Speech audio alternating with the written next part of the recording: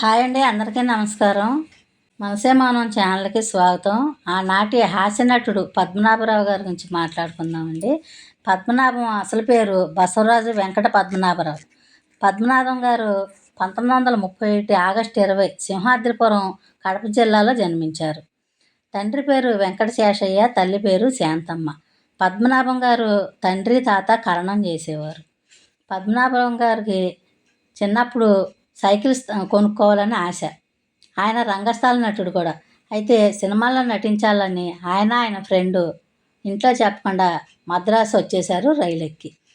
అలాగా మద్రాసు వెళ్ళి ఆనాటి నటీమణి కన్నాంబ గారింటికి వెళ్ళారంట. కన్నాంబ గారు చిన్నపిల్లలు ఇలా రావచ్చునా ఇంట్లో చెప్పకుండా అని చెప్పి వాళ్ళిద్దరికి డబ్బులు ఇచ్చి రైలు టికెట్ కొనుక్కొని వెళ్ళిపోండి బాబు అందంట, కడుపు నిండా భోజనం పెట్టి. అయితే ఆయన ఫ్రెండ్ వెళ్ళిపోతానన్నారంట. పద్మనాభరావు గారి మట్టికి ఆవిడని మెప్పించాలని నాకు కొన్ని పద్యాలు వచ్చండి అని చెప్పి పద్యాలు వినిపించారంట. కొన్ని సినిమా పాటలు వినిపించారంట.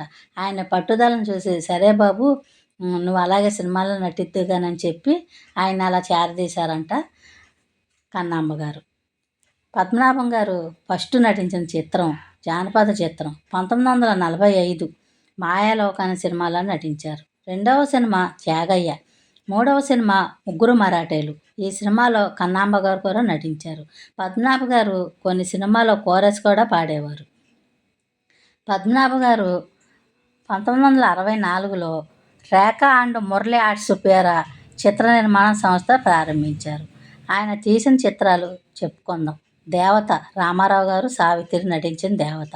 తర్వాత పొట్టి ప్లేడరు. తర్వాత శ్రీశ్రీ మర్యాద రామన్న. ఇక్కడ విషయం చెప్పుకోవాలండి.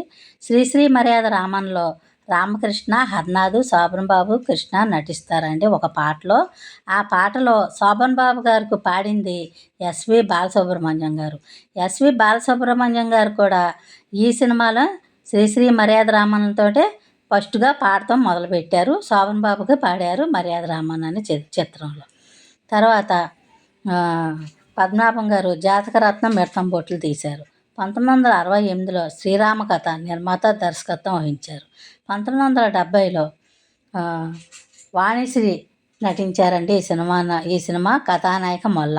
ఈ సినిమాకి బంగారు నంది అవార్డు గెలుచుకున్నారు పద్మనాభ గారు. అలాగే షావుకార్ అనే సినిమాలో పోలయ్యగా నటించారు.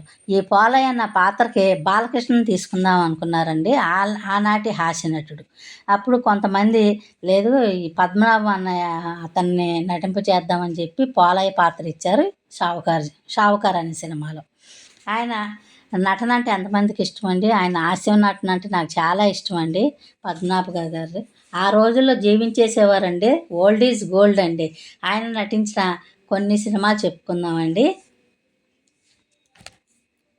దేవత, పొట్టి ప్లేటు, శ్రీశ్రీ మర్యాద రామన్న, జాతకరత్నం మిడతం బొట్లు, దాగుడు మూతలు, మూగ మనసులు, శాంతినివాసం, పాదుగా పట్టాభిషేకం, పాతాళ భైరవి, పెళ్లి చేసి చూడు, ప్రేమాభిషేకం, వరకట్నం, ఆదర్శ కుటుంబం, చదువుకున్న అమ్మాయిలు, ఇద్దరు మిత్రులు, దసరా బుల్లోడు, వీరాభిమన్యు, శ్రీరామకథ, అలాగే షావుకారు, సతీ అనసూయ, కృష్ణ ప్రేమ, సతీ సుకన్య, కృష్ణలీలు, శ్రీరామకథ, సతీ తులసి, ప్రేమనార్జునం, కథానాయక మొల్ల, భద్రం, చక్రం, ఇలా అనేక సినిమాల్లో నటించి మెప్పించారండి. నటిస్తాం కదండి, ఆ రోజుల్లో జీవించేసేవారు.